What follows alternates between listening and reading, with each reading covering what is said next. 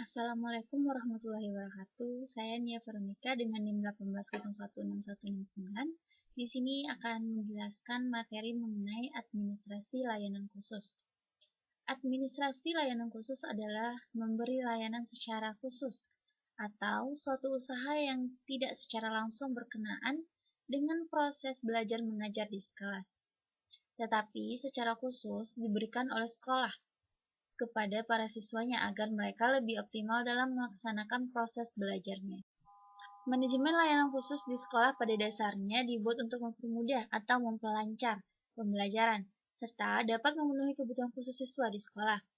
Pelayanan khusus diselenggarakan di sekolah dengan maksud untuk memperlancar pelaksanaan pengajaran dalam rangka pencapaian tujuan pendidikan di sekolah.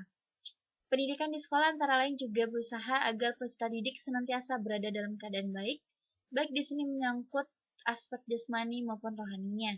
Dari uraian tersebut dapat disimpulkan bahwa manajemen layanan khusus adalah suatu proses kegiatan, memberikan pelayanan kebutuhan kepada peserta didik untuk menunjang kegiatan pembelajaran agar tujuan pendidikan bisa tercapai secara efektif dan efisien. Mengingat pentingnya manajemen layanan khusus di suatu sekolah merupakan bagian penting dalam manajemen berbasis sekolah atau MBS yang efektif dan efisien. Maka dari itu sekolah tidak hanya memiliki tanggung jawab dan tugas untuk melaksanakan proses pembelajaran dalam mengembangkan ilmu pengetahuan dan teknologi saja, melainkan harus menjaga dan meningkatkan kesehatan baik jasmani maupun rohani peserta didik dan memberikan rasa aman pada siswa selama belajar di sekolah. Materi selanjutnya yaitu ada jenis-jenis layanan khusus dan pengelolaannya. Pelayanan khusus yang diberikan sekolah pada peserta didik antara sekolah satu dengan sekolah lainnya pada umumnya sama, tetapi proses pengelolaan dan pemanfaatannya yang berbeda. Bentuk pelayanan khusus yang ada di sekolah yang pertama yaitu pustaka. Perpustakaan merupakan salah satu unit yang memberikan layanan kepada peserta didik dengan maksud membantu dan menunjang proses pembelajaran di sekolah, melayani informasi-informasi yang dibutuhkan serta memberikan layanan rekreatif melalui koleksi dan bahan pustaka. Ada beberapa jenis perpustakaan sekolah yang pada dasarnya disesuaikan dengan jenjang atau tingkat sekolah yang bersangkutan.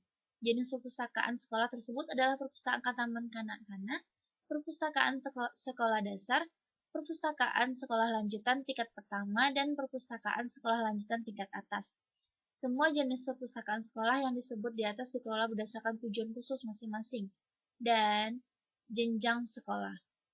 Fungsi perpustakaan yaitu fungsi pendidikan, yang kedua fungsi informasi, ketiga fungsi rekreasi, yang keempat fungsi penelitian, yang kelima fungsi penyalur hobi, dan yang keenam fungsi penanam rasa tanggung jawab. Peranan guru dalam administrasi perpustakaan adalah memperkenalkan buku-buku kepada siswa dan guru, memilih buku-buku dan bahan pustaka lainnya yang akan dibeli, mempromosikan perpustakaan baik untuk pemakaian maupun pembinaannya, mengetahui jenis dan menguasai kriteria umum yang menentukan baik buruknya satu koleksi, dan mengusahakan agar siswa aktif membantu perkembangan perpustakaan. Jenis yang kedua yaitu ada labor.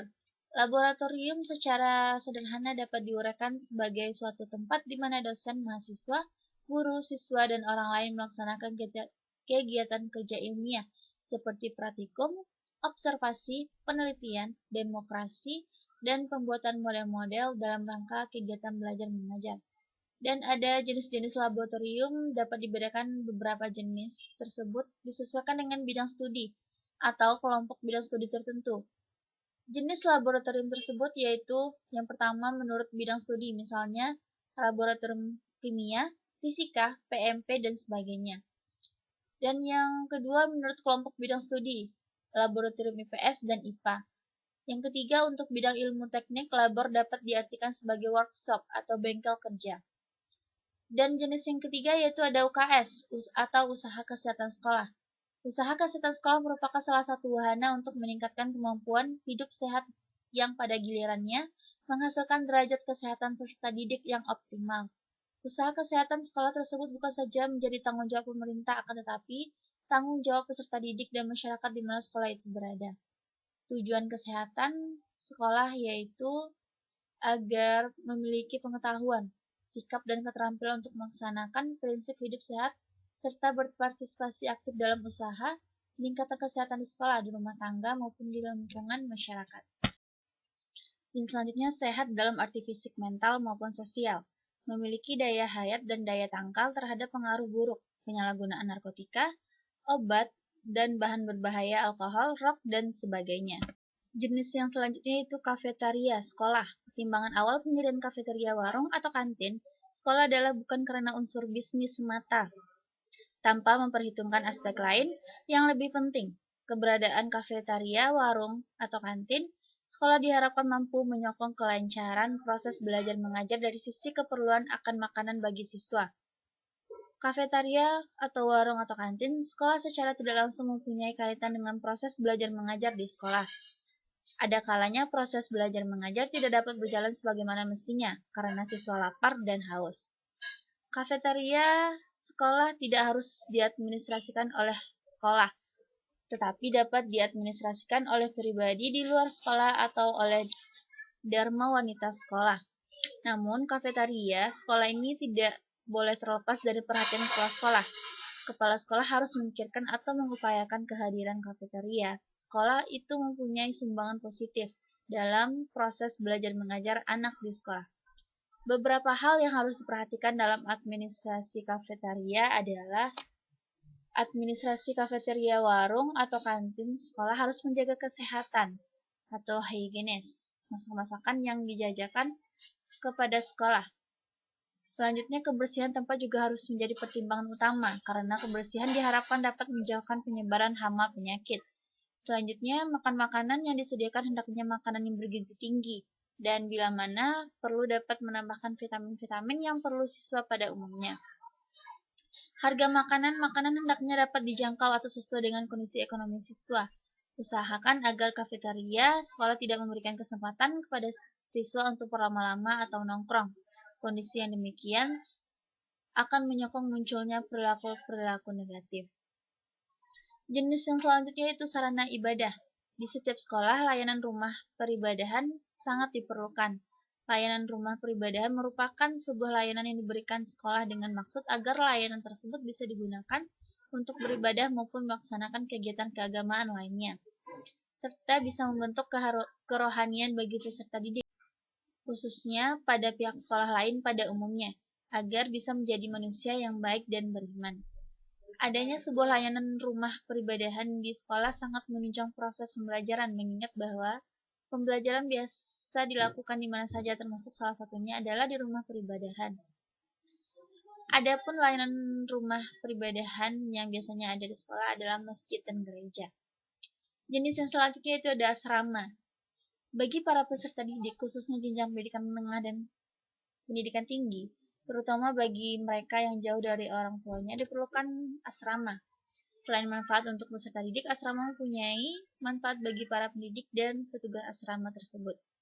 Layanan asrama sangat bermanfaat bagi peserta didik, yaitu tugas sekolah dapat dikerjakan dengan cepat dan sebaik-baiknya, terutama jika berbentuk tugas kelompok. Yang kedua, sikap dan tingkah laku peserta didik dapat diawasi oleh petugas asrama dan para pendidik. Yang ketiga, jika di antara peserta didik mengalami kesulitan, misalnya kirim orang tua terlambat, dan dapat saling membantu. Dan keempat, yaitu dapat meringankan kecemasan orang tua terhadap putra-putrinya. Yang kelima, terakhir merupakan salah satu cara untuk mengendalikan tingkah laku remaja yang kurang baik. Jenis yang selanjutnya yaitu kooperasi. Kooperasi berasal dari perkataan co dan operation, yang mengandung arti kerjasama untuk mencapai tujuan. Oleh sebab itu, definisi kooperasi dapat diberikan sebagai berikut, yaitu kooperasi adalah suatu perkumpulan yang beranggotakan orang-orang atau badan-badan yang memberikan masuk dan keluar sebagai anggota, dengan bekerja sama secara kekeluargaan menjalankan usaha, untuk mempertinggi kesejahteraan jasmaniah para anggotanya. Tersebut mengandung unsur-unsur bahwa perkumpulan koperasi bukan merupakan perkumpulan modal atau bukan akumulasi modal, akan tetapi persekutuan sosial. Sukarela untuk menjadi anggota, netral terhadap aliran dan agama. Tujuannya mempertinggi kesejahteraan jasmani anggota-anggota dengan kerjasama secara kekeluargaan. Layanan koperasi mendidik para peserta didik untuk dapat berwirausaha. Hal ini sangat membantu peserta didik di kehidupan yang akan datang. Koperasi sekolah adalah koperasi yang dikembangkan di sekolah, baik sekolah dasar, sekolah menengah maupun sekolah, dan dalam pengelolaannya melibatkan guru dan personelis lainnya.